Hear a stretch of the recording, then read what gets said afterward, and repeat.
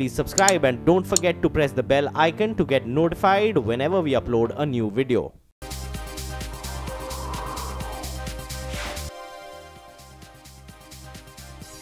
Welcome back. You're watching India Business Hour Plus. Now, pay parity for women and men is a raging issue across the world. In India, men still get paid much more than women for doing the same work. But according to a survey by Monster.com, this gap is reducing, albeit slowly.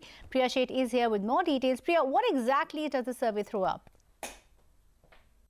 Well, before I tell you the findings of the report, here's who was surveyed. The Women of India Inc. survey was conducted taking into account responses from over 5,500 working women and men. Now, the key takeaway from the latest Monster Salary Index is that gender still continues to play an important role while determining salaries in India. In fact, the report shows that women in India earned about 20% less than men in 2017, and this is an improvement from the 24.8% pay gap seen in 2016.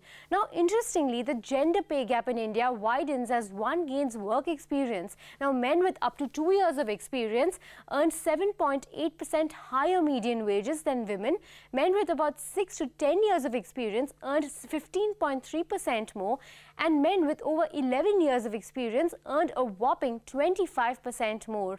However, there is a marginally inverted pay gap in the 3 to 5 years of experience band, with women earning more. Now, according to women, the top challenges for working women are inadequate travel and transport facilities, attitude of clients, distributors, vendors as well as colleagues, and societal perception of women who work long hours.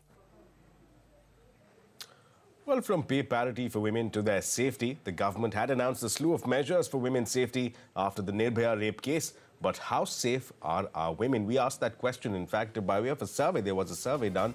And as per a survey by local circles, 37% of the respondents said that crimes against women have increased, while 50% said that the condition is unchanged. Secondly, when it comes to government initiatives, 75% respondents believe that the state governments have not taken any impactful initiatives in the last 4 years to improve safety of women.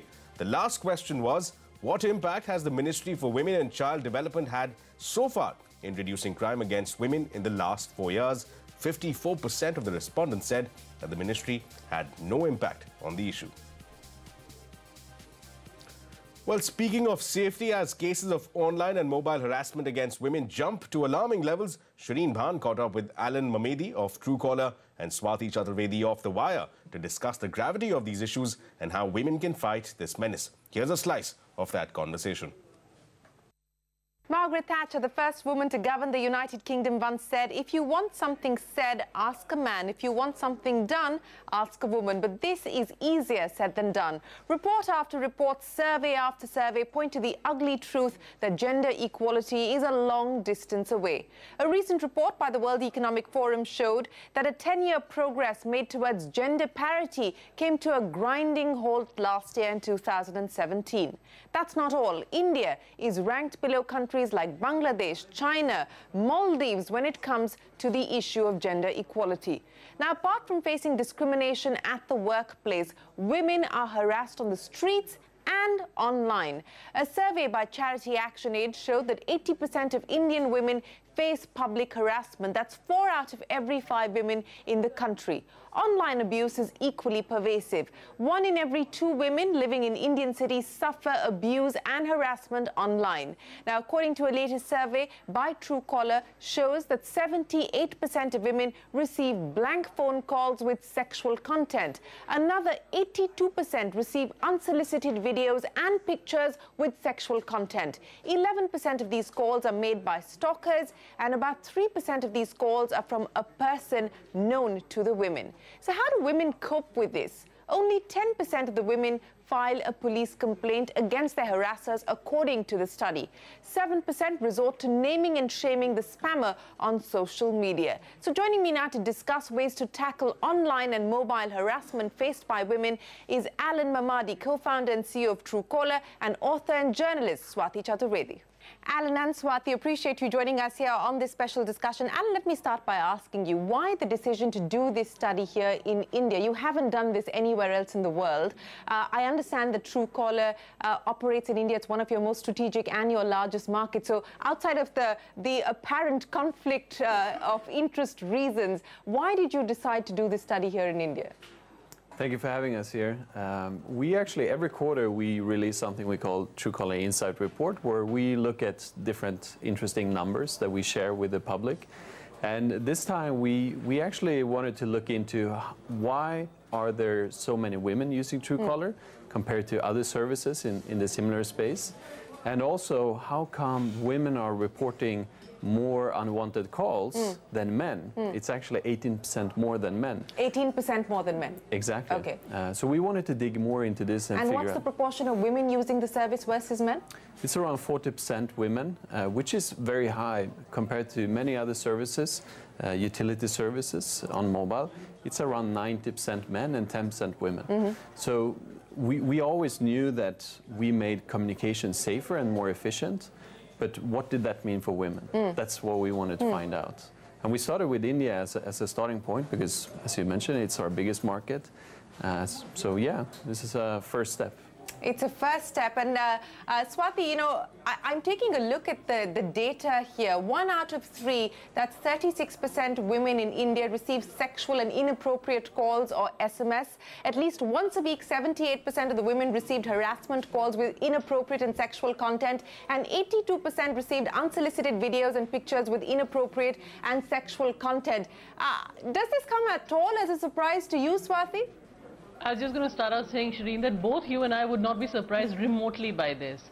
Because as we know, much to our chagrin and much to our misery, that, you know, online harassment is probably, I mean, online is as bad as offline for women, you know. Women are not safe in the streets of India. Women are certainly not safe online. And especially if you are like me, a secular, proud, liberal prostitute, as they call us, it's horrific. You know, I keep telling people this, that I'm a proud, liberal, secular prostitute. And which is the reason I probably get the enormous amount of, you know, rape threats and death threats that I do.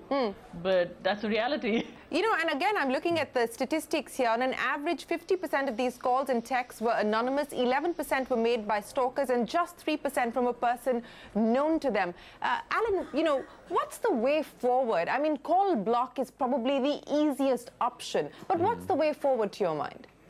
So, you know, what's interesting, if you think about it, your phone and your phone number is open to the world. Anyone can call you. So we're doing what we can to analyze and prevent this from happening in the open communication channel. Now, the big problem is in the closed networks, like Twitter, for instance, where they have to do their thing as well. We can do everything on our side, and we can collaborate, but I think it also requires other companies to realize that this is not a problem on phones, like phone calls or text messages. That's not all. We in fact also caught up with the CEO of AMD, Lisa Su, and asked her about the key opportunities that are actually presentable right now for women. Here's what she had to say. I'm actually very proud to say that the head of our engineering workforce in India is actually a woman. Her name is Jaya Jagadish, and we're very, very proud of her. And, you know, she is one who is a perfect example of how, you know, extreme dedication, hard work, you know, capability, you know, does get to the right place. And so I firmly believe that the opportunities are there. There are fewer women. We do need to do more to help them over time, but there's some very, very capable people. So absolutely, you know, we'll get there. You know, I definitely see more women in tech, and there's, you know, particularly in the engineering fields, it's taken a little bit longer, but I do see there are some improvements, but, you know, there's certainly more that we need to do. And I think it starts from, you know, very early STEM education all the way through, you know, career development. As you go through an industrial career. And here's another special story. If you are from Chennai, it is possible your Amazon package may be delivered by a girl. Surprised? Don't be. Amazon's all-girl delivery team in Chennai is breaking the glass ceiling when it comes to doing a man's job. Here's a special report by CNBC TV18's Jude Sanath.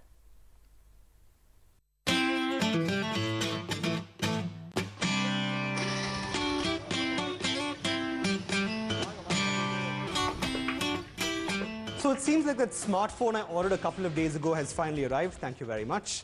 But before I go about opening this up, you guys have to meet, no, not my delivery boy, but a member of Amazon's push towards better gender inclusivity.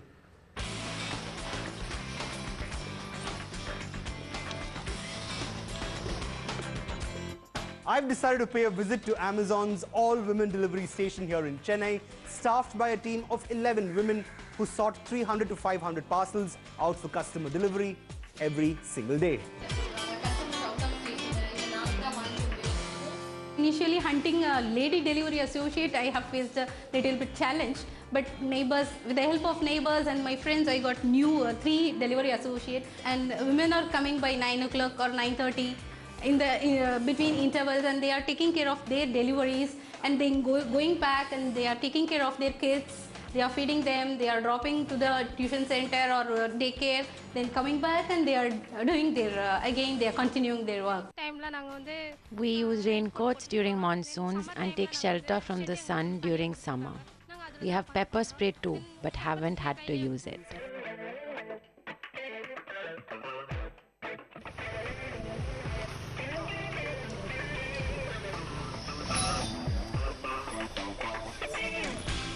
Nowadays there is no difference, you know.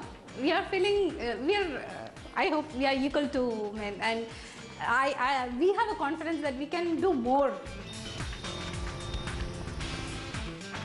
Given the success of the model, Amazon now plans to increase the number of its female delivery executives across the country and thereby ensure not just gender inclusivity, but a whole lot of empowerment as well.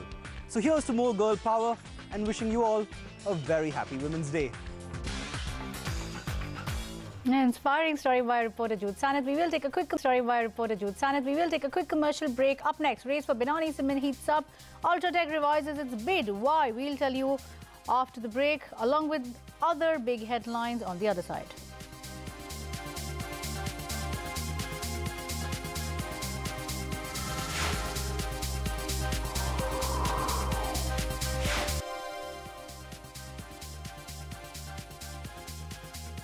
Well, welcome back. Let's get you all the action from Dalal Street. After 6 days of continuous declines, markets finally ended the day in the green today. The Nifty took support at its 200-day moving average and saw a relief rally in the last hour of trade. Both Nifty and Sensex rallied close to 1%. The mid-caps relatively underperformed but closed 0.5% gains. Banks were outperformers today with the index gaining 1%. Well, a quick look at some of the other headlines of the day. The race for Binani Cement heats up. Sources say Ultratech raises the stakes by offering 700 crore rupees more than Dalmia Bharat takes its final bid to 7,300 crore rupees. The Supreme Court refuses to grant interim protection to Karthi Chidambaram from the ED arrest. Directs him to move Delhi High Court. The Delhi High Court will now hear the matter tomorrow. The government seeks Parliament not to spend an additional 85,000 crore rupees in the current fiscal. Of this, around 70% or 59,000 crore rupees is earmarked to compensate states for revenue lost on account of GST rollout. Direct tax collection for the current fiscal until February stands at about 7.44 lakh crore rupees. That's up nearly 20% compared to tax mop-up in the corresponding period last fiscal.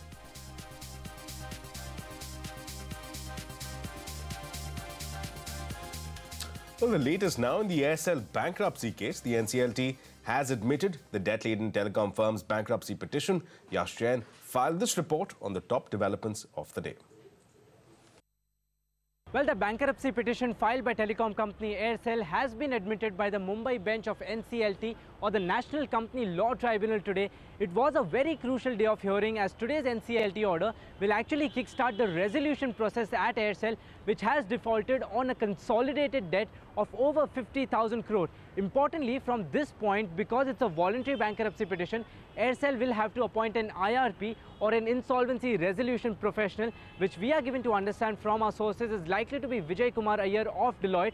Also arguing for Aircel, senior counsel Janak Dwarkadass said that they wish to keep the company running and functioning so that Aircel is able to attract a strong resolution plan. Also, a very important point to note here is that towards the second part of NCLT's order, the court has very categorically said that the founders, the directors, as well as the CMD of Aircel cannot leave the country without its approval. Okay, Yash, thanks for that. But we will take a quick break on that note. Up next, as a part of our special series on smart cities, we get your status check on how smart the city of Pimpri Chinchwad is. Stay tuned.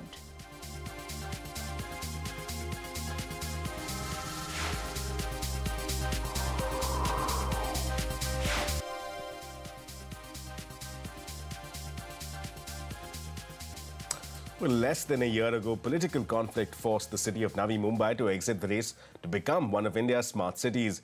This in turn opened the doors for a small city, popularly known as Navi Pune, to enter the fray. Within months, 35-year-old Pimpri Chinchwad had secured a spot on the list of designated smart cities. So just how quickly have things progressed on the ground? Well, CNBC TV18's Ashwini Priyolkar and Kevin Lee find out.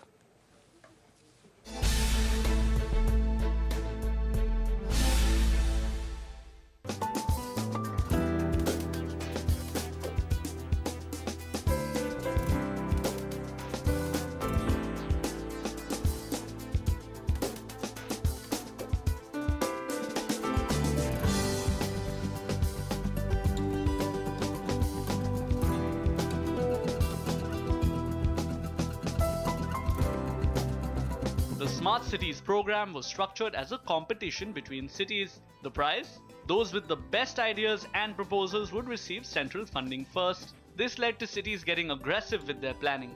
2 years since the mission was first launched, cities which made the first two lists of smart cities have started work, but also missed deadlines on several projects. But in this, Pimpri Chinchwad, which joined the race late, has taken the road less travelled, quite literally.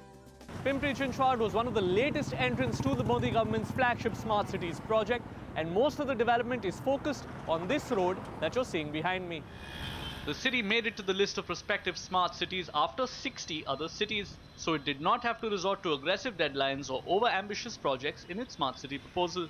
It chose instead one centrally located, well-maintained main road and made that the focal point of its smart city exercise. In many ways, Pimpri Chinchwad's journey has been that of the proverbial tortoise racing the hare. As and when the project has started implementation, everybody has become wiser, and the third round cities are much more wiser and learned from the earlier experiences of the lighthouse cities. We have learnt our way. We have chosen projects which are doable in the time frame. That's not to say Pimpri Chinchwad does not have big plans for its own transformation. Its proposals include building 62 kilometers of new roads, converting an old sewage treatment plant into an upscale recycling facility, and putting in place a bus rapid transit system to connect houses in the area to the IT corridor that runs close by. But Pimpri Chinchwad is in no hurry to get this done because its deadlines draw near only by the end of 2019. So I think we are in much better position to complete the works on timelines, plus expand them, scale them in a more systematic manner. So that way, third round cities would be much in better position to plan, to incubate and execute their projects on timelines. Not biting off more than it can chew is not the only lesson Pimpri Chinchwad has learnt. It has also taken notes from the experiences of other smart cities and noticed that several older smart cities have struggled to entice bigger companies from bidding for projects. So the corporation has decided to club its 40 smaller projects into clusters. It hopes this will grab the attention of bigger companies because of the bigger payday promised. We have still not yet finalized our strategy. Once the DPR is getting developed, that time only we'll be able to decide on the number of works, number of tenders that would be issued. But we intend to club similar packages so that we will be able to get the best expertise, best technologies to complete the work. The corporation seems confident, but there's no denying that work has begun piling up. For now, all 40 smaller projects of the Pimpri Chinchwad Smart City are still in the planning stage. While 2019 may seem a while away, the municipalities of other smart cities have found that these deadlines have a way of creeping up on them, and that's something the PCMC has taken note of. After all, even the tortoise couldn't afford to take a nap. In Pimpri Chinchwad with Ashwini Priyolkar, Kevin Lee.